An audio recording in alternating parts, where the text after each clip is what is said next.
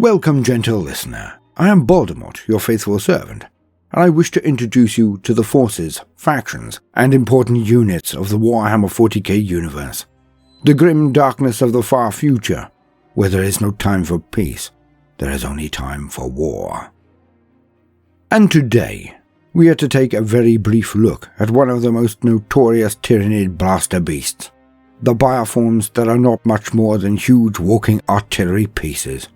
Of course, I speak of the Hive Guard. A close relation to the Tyrant Guard, these monstrous beings walk the battlefield as spectres of death.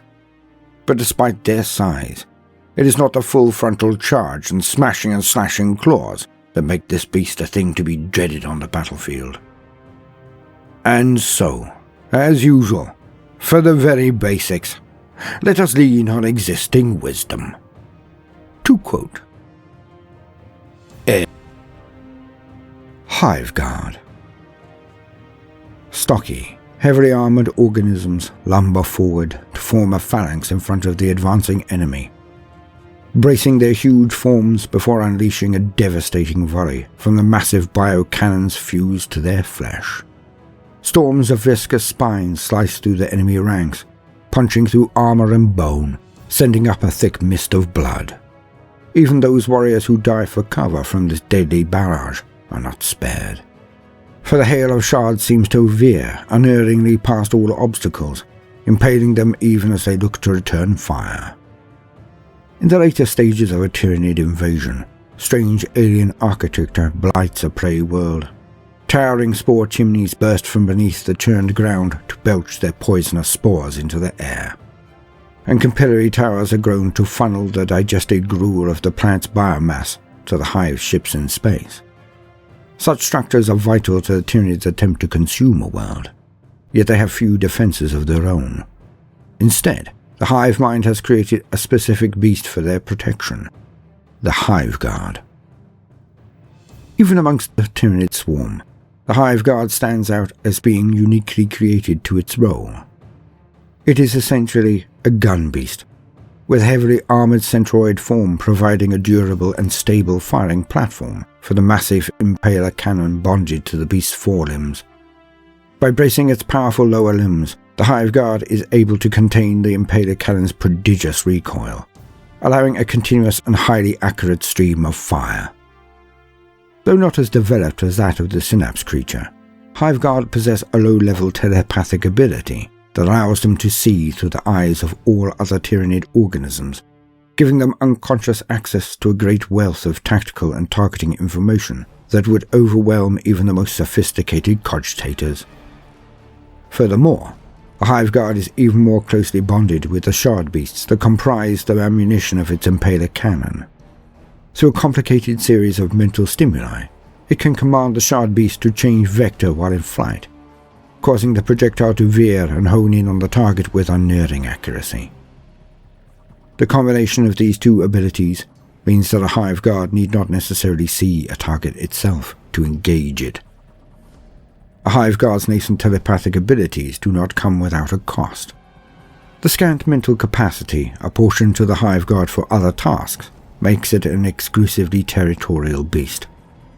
Without the direct goading of the hive mind, a Hive Guard is content to stand motionless, waiting for prey to come within range. Only when a Tyranid swarm encounters a heavily mechanized foe will the hive mind suppress the Hive Guard's natural imperatives and drive them forwards to the front lines. Whilst this might at first be thought of as an inherent flaw, it only furthers the Hive Guard's primary role. Indeed, what good is a stalwart defender if it aggressively pursues a target and leaves its charge unguarded? Hive Guard have an incredibly short incubation cycle, and can be sustained as end-stage larvae almost indefinitely.